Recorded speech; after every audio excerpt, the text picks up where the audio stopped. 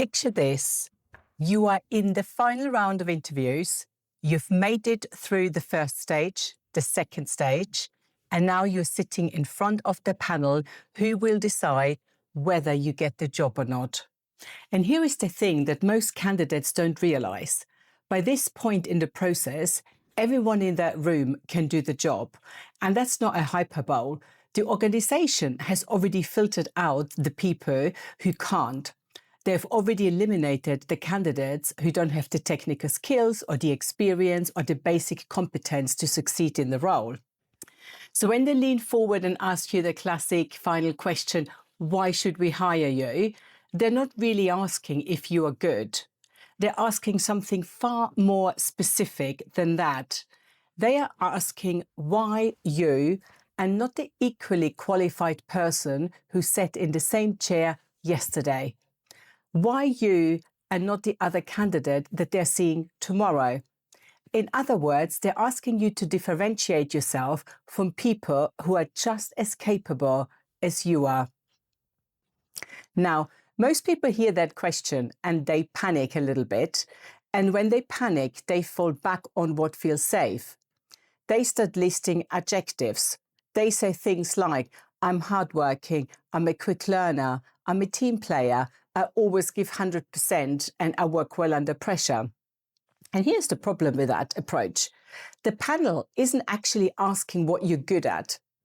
They are asking why you are right for this role, for this specific role. And adjectives won't answer that question. Adjectives are forgettable. Anyone can claim to be hardworking, or that they can say they're a team player. Those words don't stick. They don't differentiate you. They don't make you memorable.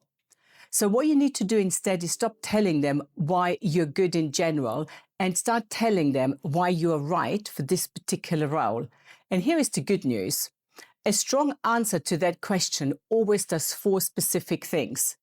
And if you get all 4 things right, you won't sound like every other candidate who's walked through the door. You sound like the only answer to their problem. The first thing a strong answer does is to be relevant. Now, this sounds obvious, but it's where most people go wrong. Being relevant doesn't mean listing everything you've ever done. It doesn't mean reciting your entire CV back at them. The panel has already read your CV. They don't need you to repeat it, but what they do need you to do is show that you understand what this role is and pick the 2 or 3 things that matter for their specific position and nothing else. You ignore everything else you've done, no matter how impressive it might be. So you only focus on what's relevant to the problem they are trying to solve. The second thing a strong answer does is show outcome with evidence. This is where you move from vague to credible.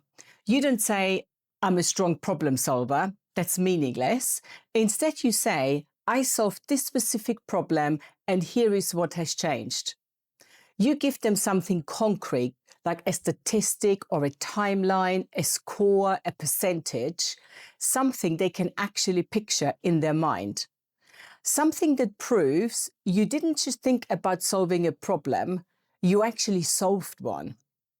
And the third thing a strong answer does is link the proof directly to their need. This is crucial, and it's why you stop hoping they'll make the connection and start making it for them. So you say something like, based on what you have told me about this role, and then you connect the evidence directly to the problem that they described. You're not leaving it to chance, and you're not assuming they'll see how relevant your experience is. You're spelling it out for them. You're showing them exactly why your evidence matters for their specific situation. And the fourth thing a strong answer does is elevate instead of inflate. This is about tone and confidence. You let the evidence do the boasting for you. So you don't say, I'm amazing at this or I'm exceptional at that. You say, I did this, and you let them draw the conclusion that you are good at it. And this is how you sound genuinely confident without tipping over into arrogance. And that's how you sound like someone who knows what they've accomplished without sounding like someone who's full of themselves. Let me show you the difference between these two approaches because it's stark. Here is the weak answer. And I say weak, but it's actually pretty good. It's the kind of answer you hear all the time in interviews. It's just forgettable.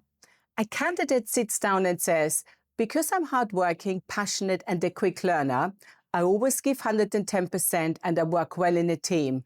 I'm really motivated to succeed and I think I'd be a great fit for your organization. Now, that's not a bad answer, but it's not memorable either. And it describes the candidate. It doesn't prove anything, and it's all adjectives and no substance. So here is a strong answer to the exact same question. Same scenario, same organization, same role. But listen to how it sounds different. Based on what you have told me, you need someone who can stabilize projects that are already behind schedule. In my last role, I took on a program that was 3 months late and 15% over budget. The situation was chaotic, the team was demoralized, and the client was losing confidence. So here is what I did. I cut 2 low-value work streams that were consuming resources without delivering value. I reset the scope with the client so they understood what we could realistically deliver and by when. And we delivered within 6 weeks with a 9.1 out of 10 satisfaction score. That combination, staying calm under pressure, reshaping scope without losing the client's trust, and getting late work back on track is exactly the value I bring to this role. Same question. One describes you, the other proves the answer to the problem. And notice what the second answer does. It starts by acknowledging what they told you they need. So it's relevant. It's not about every project you've ever managed, just the one that matters.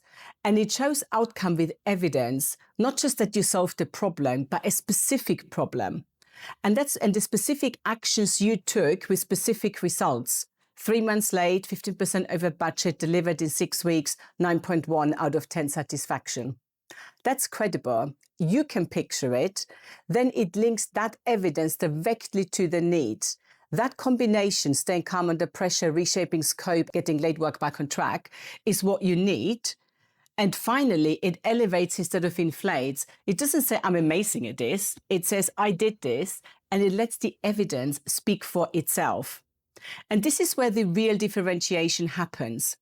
By the final stages of interview, everyone can do the job. That's not a competition on ability anymore. That's a competition on relevance. The panel has already filtered the competence, and now they're filtering for fit. So they're asking, do you understand what we actually need?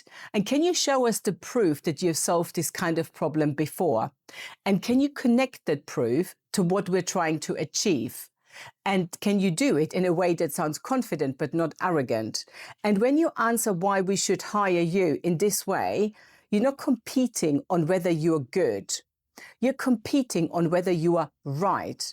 And that's a competition you can win because you're the only one in that room who has your specific experience, your specific evidence, and your specific understanding of what they need. So here is what I want you to do before your next interview. Write down the 3 things the role actually needs. Not what you think they need, but what they actually said during maybe the first interview. Listen carefully. Take notes if you can. What problems are they trying to solve?